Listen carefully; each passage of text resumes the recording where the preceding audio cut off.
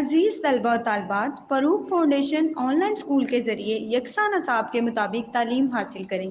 अगर हमारी वीडियोस पसंद आएँ तो चैनल को सब्सक्राइब करें और दोस्तों के साथ शेयर करें और बेल आइकन को लाजमी दबाएं ताकि आइंदा आने वाली तालीमी वीडियोस आप हासिल कर सकें। Assalamu alaikum students. Here I'm teacher of physics class 9th. Students, if you listen and watch all these video lectures fulfill attentively, then hope so you will get excellent marks in the exams. मेरी parents से भी एक request है, वो अपने बच्चों को online learning के बारे में उन्हें अवेयरनेस दें ताकि बच्चे अपनी स्टडी को कंटिन्यू कर सकें। स्टूडेंट, इस तरह ऑनलाइन लर्निंग करके आपको किसी इंस्टीट्यूट या किसी ट्यूटर से भी हेल्प लेने की ज़रूरत नहीं पड़ेगी। होप सो आपके बहुत सारे कॉन्सेप्ट्स भी क्लियर होंगे। फ़रूक फाउंडेशन ऑनलाइन स्कूल के तहत आप ग्रेड 1 से लेकर ग्रेड 10 तक हमारे इस यूट्यूब चैनल पर ऑल वीडियो लेक्चर्स मौजूद हैं। उम्मीद है हमारी ये वीडियो लेक्चर्स आपके एग्ज़ाम्स की प्रिपरेशन के लिए आपके लिए बहुत हेल्पफुल होंगे। स्टूडेंट्स, मेरी आपसे एक रिक्वेस्ट है, आप हमारे इस यूट्यूब चैनल को सब्सक्राइब कीजिएगा, लाइक कीजिएगा और शेयर कीजिएगा। Thank you so much students. Now we discuss about the chapter number 4, which is training effect of a forces. आज हम लोग डिस्कस करेंगे चैप्टर नंबर 4 का जो टॉपिक है 4.3 रेजोल्यूशन ऑफ फोर्सेस को डिस्कस करेंगे। रेजोल्यूशन का मतलब है स्प्लिट डाउन और resolution of forces mean forces को स्प्लिट अप करना डिफरेंट कंपोनेंट्स में। क्लियर? अगर ये कंपोनेंट्स परपेंडिकुलरली प्लेस्ड हों तो इन्हें हम कहते हैं परपेंडिकुलर कंपोनेंट्स। ठीक है। Splitting up a force into two mutually perpendicular components is called the resolution of force. एक फोर्स को स्प्लिट अप करना तो म्यूचुअली परपेंडिकुलर कंपोनेंट्स में, which is called the resolution of force. और ये जो परपेंडिकुलर कंपोनेंट हैं ये हमारे पास होंगे एक्स कंपोनेंट और Y component. Let's suppose students, हमारे पास एक फोर्स है जिसे मैंने रेड लाइन से रिप्रेजेंट किया है। ठीक है,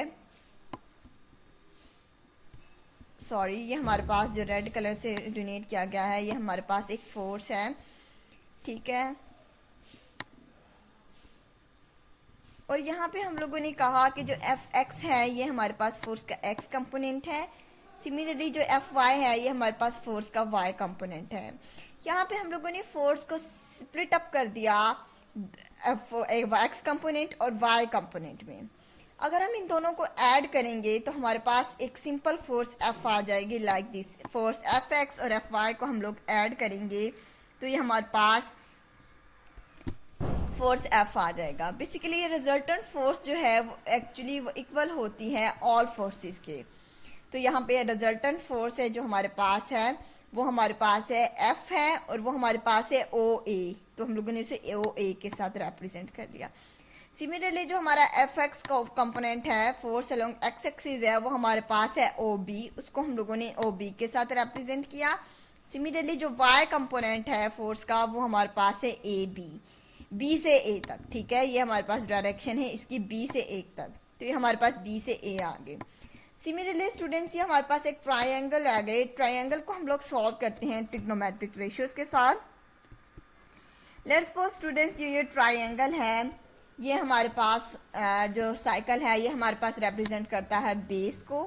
ठीक है, ये रिप्रेजेंट करता है परपेंडिकुलर को और ये रिप्रेजेंट करता है हाइपोटेन्यूज को। ठीक है, हाइपोटेन्यूज पे हम लोगों ने फोर्स को रिप्रेजेंट किया। ठीक है, परपेंडिकुलर पे हम लोगों ने इसका लेट्स सपोज हम लोगों ने इसका जो है बेस पे हम लोगों ने एफ एक्स को रिप्रेजेंट किया, परपेंडिकुलर को हम लोगों ने एफ वाई के साथ रिप्रेजेंट किया और हाइपोटेन्यूज को हम लोगों ने फोर्स एफ के साथ रिप्रेजेंट किया। क्लियर?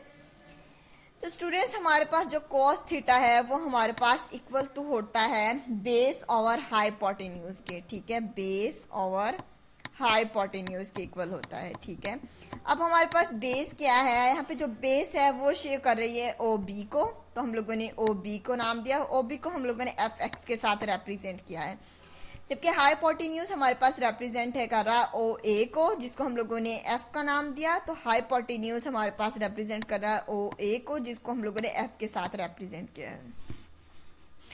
तो स्टूडेंट्स यहाँ से अगर हम लोग ओ बी ओवर ए आ गया, और सिमिलरली स्टूडेंट्स हमारे पास cos थीटा के इक्वल है, तो एफ एक्स हमारे पास आ गया एफ cos थीटा की का इक्वल आ गया, ठीक है। तो एफ एक्स हमारे पास कंपोनेंट इक्वल टू आ गया एफ cos ऑफ थीटा के। सिमिलरली स्टूडेंट्स हम लोग साइन थीटा की वैल्यू को भी कैलकुलेट कर सकते हैं। साइन थीटा जो है वो हमारे पास इक्वल टू होता है perpendicular divided by hypotenuse. Perpendicular हमारे पास है यहाँ पे बी से ए तक, ठीक है, और जो हमारे पास बी से ए कंपोनेंट हमारे पास F Y, force F Y को रिप्रेजेंट कर रहा है, तो हम लोगों ने एफ वाई को लिखा। हाइपोटेन्यूज हमारा है ओ से ए, जो हम लोगों को रिप्रेजेंट कर रहा है एफ फोर्स एफ को, ठीक है, ये हमारे पास एफ आ गया। सिमिलरली स्टूडेंट जो एफ वाई है वो हमारे पास आ गया एफ साइन थीटा के इक्वल। क्लियर। अब स्टूडेंट्स अगर हम लोगों ने टेन थीटा की वैल्यू निकालनी हो तो टेन थीटा हमारे पास इक्वल टू होता है sine theta divided by cos theta. Clear. I hope students आपको ये लेक्चर बहुत अच्छे से समझ आ गया होगा। टेन थीटा जो हमारे पास इक्वल टू होता है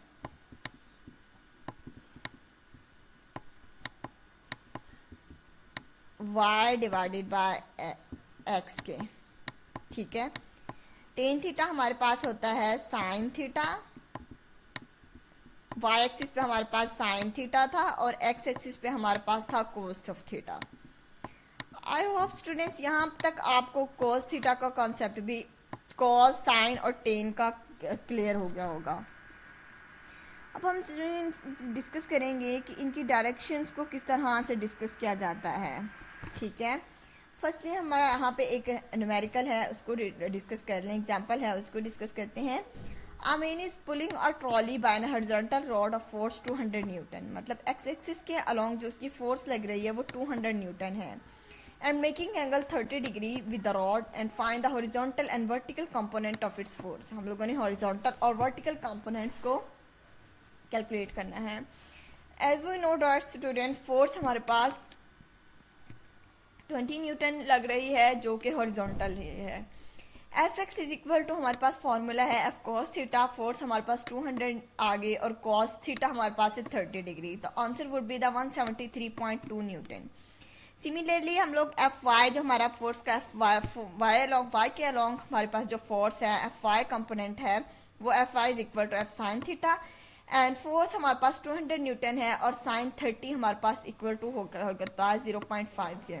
0.5 को जब हम लोग 200 के साथ मल्टीप्लाई करेंगे the answer will be the 100 newton. So we can see that the force along the horizontal component will be the 173.2 newton and the force along the vertical component is the 100 newton. Clear students. I hope students यहाँ तक आपको ये lecture समझ आ गया होगा। Next हम लोग discuss करते हैं determine of a force from its perpendicular components. ठीक है, हम लोग परपेंडिकुलर कंपोनेंट्स पर फोर्स को किस तरह से डिटरमिन कर सकते हैं। क्लियर।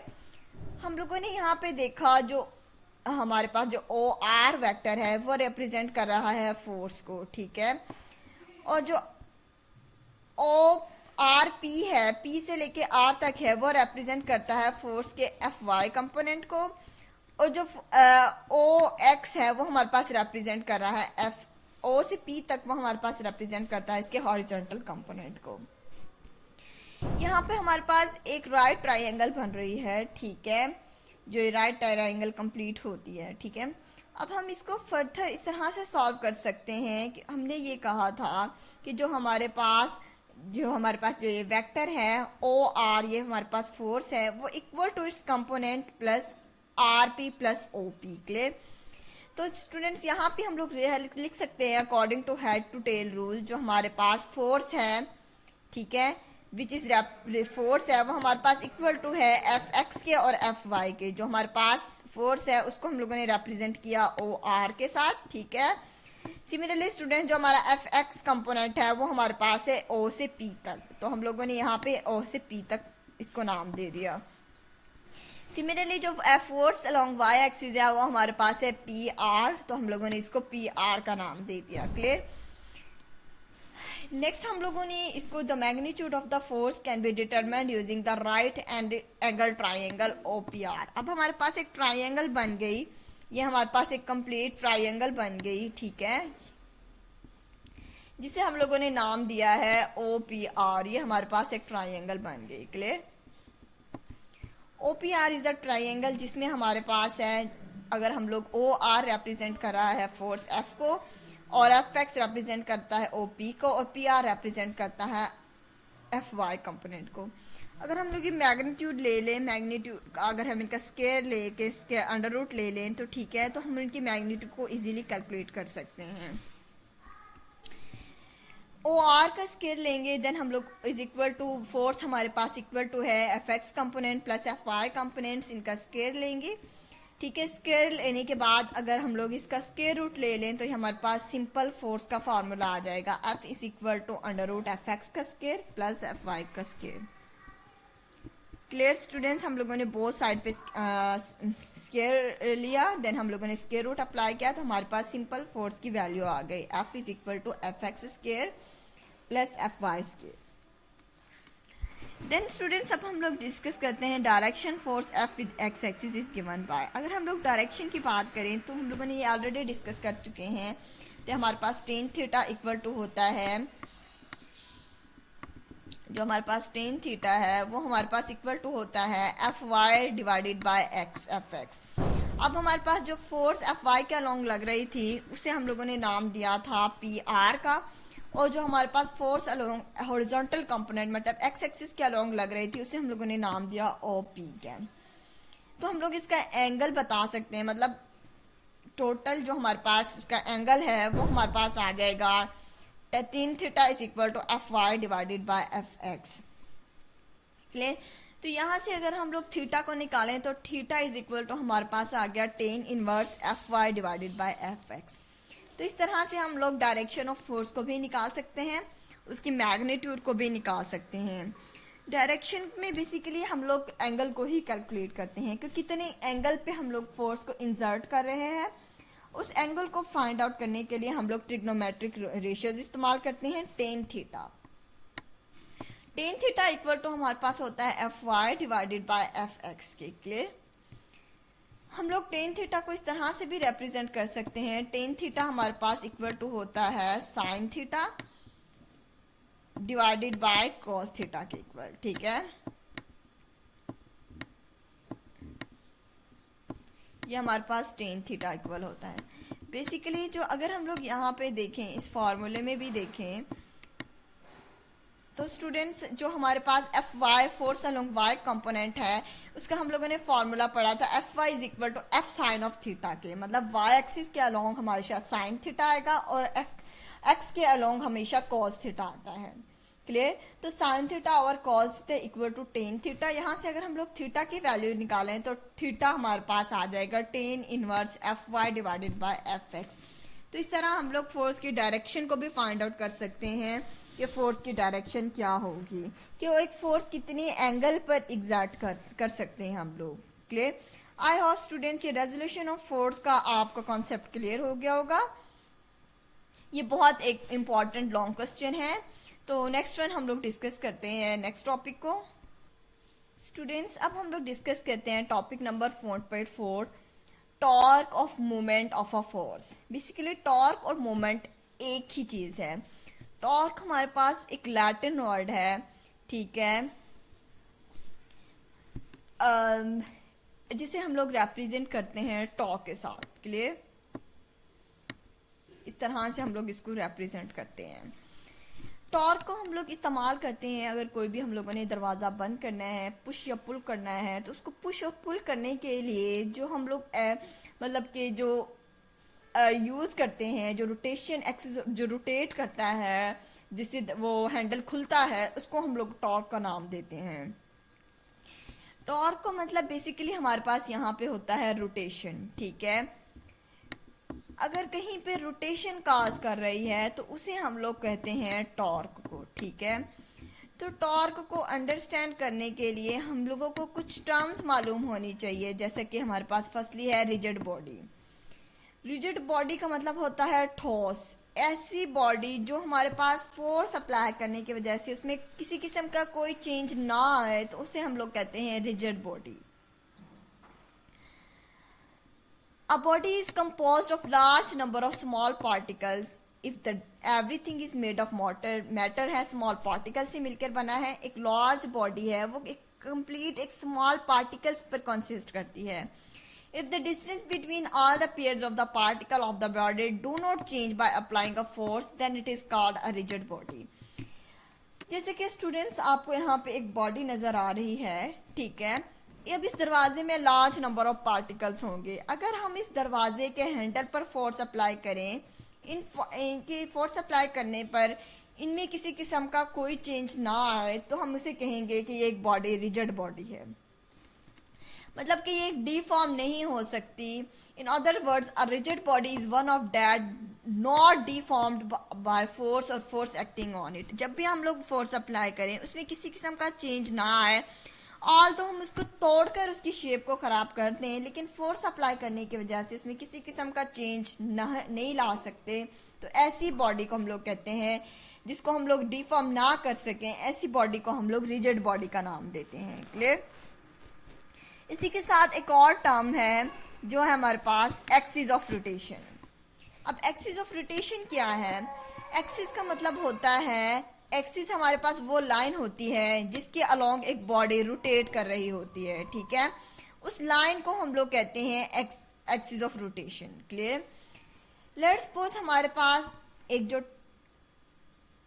टायर है, टायर का जो सेंटर होता है उसे हम लोग कहते हैं एक्सल। एक टायर अपने एक्सल के अराउंड कर रहा होता है, तो ये हमारे पास जो एक्सल है वो हमारे पास कहलाएगा axis of rotation. Clear?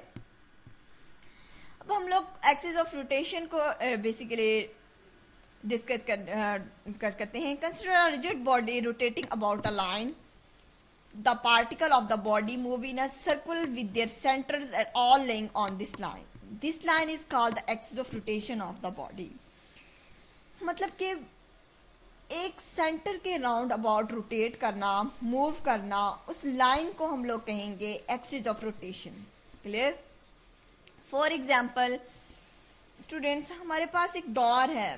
Door basically अपने इस एक्सिस के राउंड अबाउट रोटेट करता है, ठीक है। अब इस लाइन को हम लोग क्या कहेंगे, जो यहाँ पे हमारे पास जो ये लाइन लग रही है, इस लाइन को हम लोग कहेंगे एक्सिस ऑफ रोटेशन।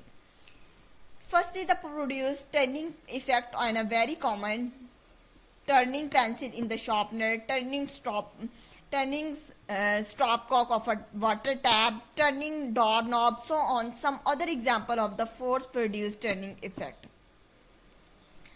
अब स्टूडेंट्स नेक्स्ट हम लोग एक और एग्जांपल डिस्कस करते हैं। जो टर्निंग इफेक्ट है बेसिकली वो कहता है टॉर्क को। फर्स्टली हम लोग डिस्कस करते हैं मोमेंट आर्म को। मोमेंट आर्म क्या होता है?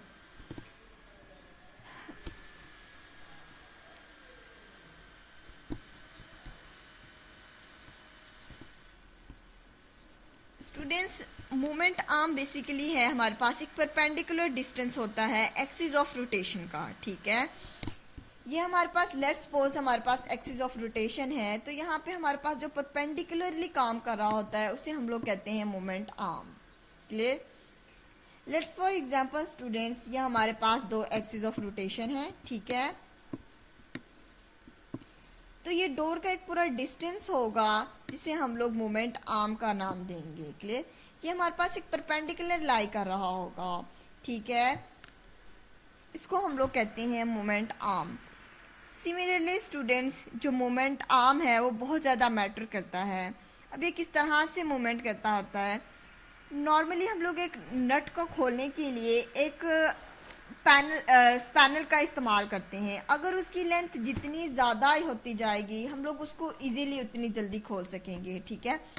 अब स्पैनर की लेंथ को हम लोग बेसिकली इंक्रीज या डिक्रीज का मतलब ये है कि हम लोग उसके मूवमेंट ऑफ आर्म को इंक्रीज या डिक्रीज कर रहे हैं। जितना ज़्यादा मूवमेंट आर्म होगा इतनी ज़्यादा हम आसानी से फोर्स अप्लाई करके उस नट को खोल सकेंगे। फॉर एग्जाम्पल, डोर को जो नॉर्मली हम लोग आउटर एज से ही उसको खोलते हैं, just increase the moment arm. हम लोग जो हैंडल है उसको बेसिकली इस तरह से प्लेस करते हैं कि ताकि उसका मोमेंट आर्म बढ़ जाए, ताकि हमारे पास फोर्स लगाना इस्तेमाल हो। A spinner have long arm help us with a greater easy that when the one गाड़ी का जो एक नट है उसको खोलने के लिए हम लोग भी मोमेंट मतलब कि खोलते हैं तो उसका जो मोमेंट आर्म है वो बहुत स्मॉल होता है। जो ट्रैक्टर और टायर के नट होते हैं उनको लॉन्ग स्पैनर का इस्तेमाल करते हैं ताकि वहाँ पे हम लोग जो मोमेंट आर्म है उसको बढ़ा देते हैं। ठीक है, जितना मोमेंट आर्म ज़्यादा होगा इतना हम लोग इसीलिए उस नट को खोल सकते हैं। The moment produced in a force by using a spanner of long arm is greater the torque produced by the same force by using a spanner for short arm। Next one students हम लोग discuss करते हैं line of action of a force. Clear students, जहाँ पे handle लगा होता है, जहाँ पे फोर्स लगा के हम लोग उसको ओपन कर रहे होते हैं, that is called the line of action of a force. Clear, the line along the force act is called the line of action of the force. The line BC in the line is the line of action of the force। Students, जहाँ पे door का handle होता है, ठीक है, जहाँ से हम उसको ओपन करते हैं, तो जिस जगह पे हम लोग फोर्स अप्लाई करते हैं तो वो कहलाता है हमारे पास line of action of the force. Clear,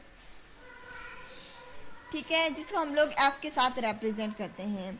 अब लाइन ऑफ एक्शन का भी आपको कॉन्सेप्ट क्लियर, फोर्स क्लियर हो गया होगा। The line along the which is force act is called the line of action of force. वो लाइन जिस पे फोर्स एक्ट कर रही होती है उसे हम लोग कहते हैं line of action of a force. Students, अब हम लोग डिस्कस करते हैं मोमेंट आर्म को। क्लियर,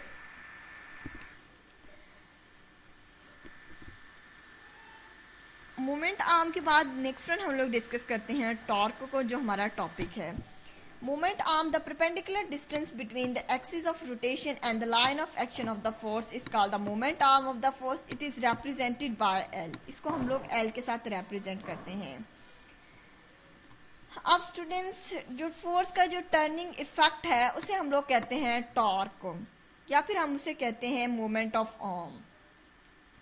जैसे कि हम लोगों ने देखा, जो टॉर्क का मतलब होता है रोटेशन। ठीक है, रोटेशन मीन कि उसमें टर्निंग इफेक्ट, फोर्स की वजह से उसमें टर्निंग जो इफेक्ट हो रहा है, ठीक है, उसे हम लोग रिप्रेजेंट करते हैं टॉर्क के साथ। लेट्स सपोज हमारे पास students, the torque of a force of depend upon the force F and the moment R of the force. Greater is the force, greater is the moment arm of the force. जितनी force greater होगी उसका moment arm जितना ज्यादा होगा उस पर force apply करना इतना ही इजी होगा।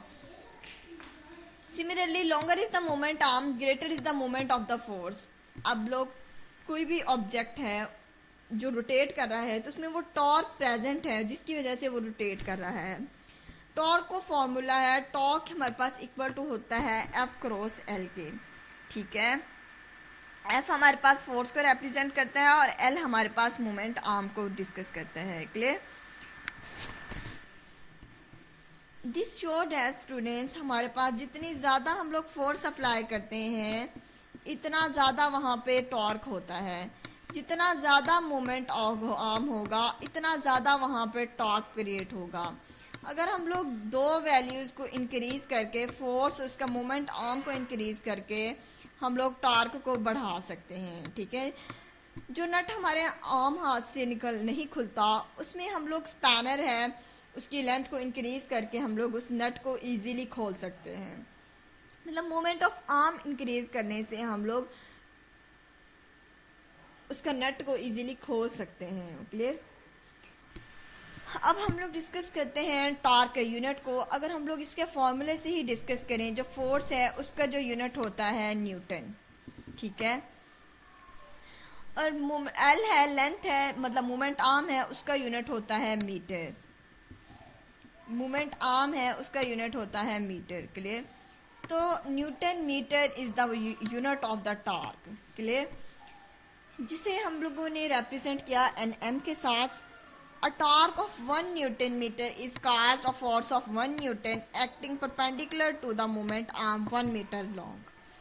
Let's suppose आपके पास एक न्यूटन फोर्स परपेंडिकुलरली अप्लाई कर रहे हैं जिसका मोमेंट 1 मीटर लॉन्ग है, तो उसमें 1 न्यूटन मीटर टॉर्क प्रोड्यूस हो जाएगा।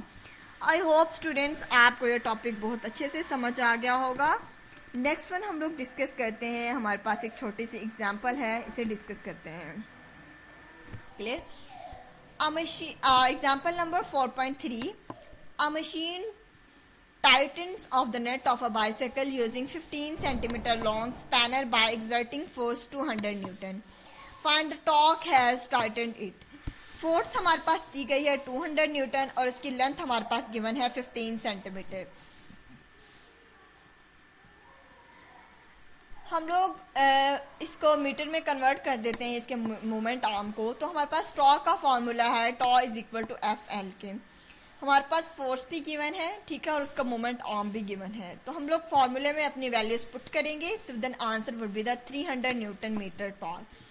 सो torque of 30 newton metre is use to tight the nut, इतनी उसमें टॉर्क पैदा होगा। क्लियर? अगर हमारे पास फोर्स और हमारे पास उसका मोमेंट आर्म की वैल्यू गिवन हो तो हम इजीली टॉर्क को कैलकुलेट कर सकते हैं। आई होप स्टूडेंट्स ये टॉपिक आपको बहुत अच्छे से समझ आ गया होगा। नेक्स्ट वन हम लोग डिस्कस करेंगे प्रिंसिपल ऑफ मोमेंट्स को। तब तक के लिए अपना बहुत सारा ख्याल रखिएगा। स्टूडेंट्स, मेरी आपसे एक रिक्वेस्ट है, आप हमारे इस यूट्यूब चैनल को सब्सक्राइब कीजिएगा, लाइक कीजिएगा और शेयर कीजिएगा। Thank you so much students. Allah हाफिज़।